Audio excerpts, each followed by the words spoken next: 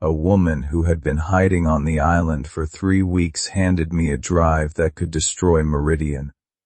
And then told me the person who started all of this was someone I trusted with my life. Welcome to Untold Lores, the name behind the Watcher, part 3 of 4. I made myself think, not panic think. I had a phone. No cell signal. I had already checked.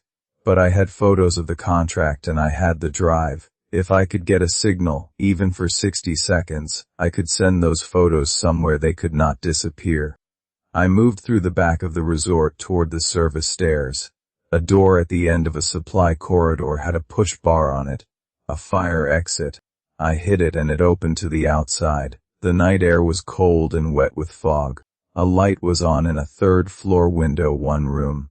I could see the silhouette of a person standing very still inside. They were not looking at the grounds.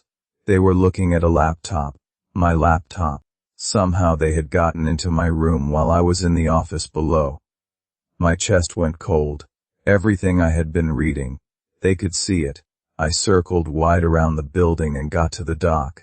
I pulled out my phone, holding it as high as I could. 1 bar. It was enough. I sent the contract photos to 3 separate email addresses. An old university contact, my cousin, a journalist I had done a job for 2 years ago. I did not know who would read them first, but I needed the information to exist somewhere outside this island. Then the 1 bar dropped to nothing. I stood at the edge of the dock, phone useless in my hand, and that was when I heard footsteps on the wooden boards behind me.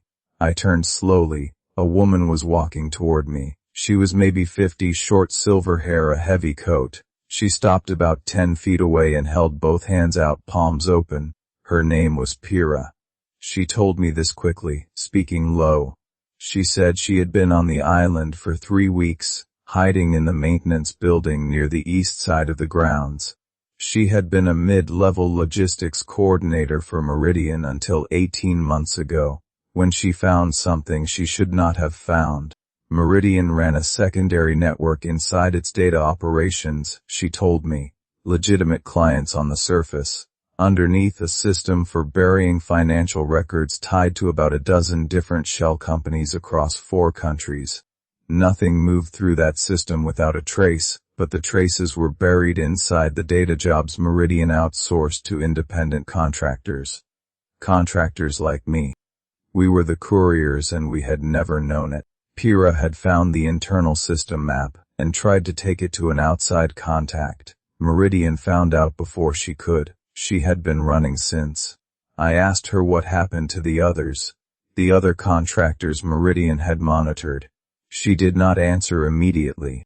She looked at me for a long moment, and what her face did in that pause told me everything before she said a single word. Then she said most of them are not a problem anymore. She said Voss is not just a name. Voss is a title. There have been 3 different people who held that position over the past decade.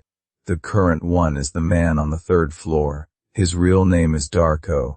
He has worked every containment that Meridian has run over the past 4 years. I thought about what contained meant, circled twice in the margin. I thought about the 7 red flags and the jobs I had unknowingly carried data through. Then Pira reached into her coat pocket and pulled out a small drive, no bigger than a thumb. She said it held a complete copy of the internal system map.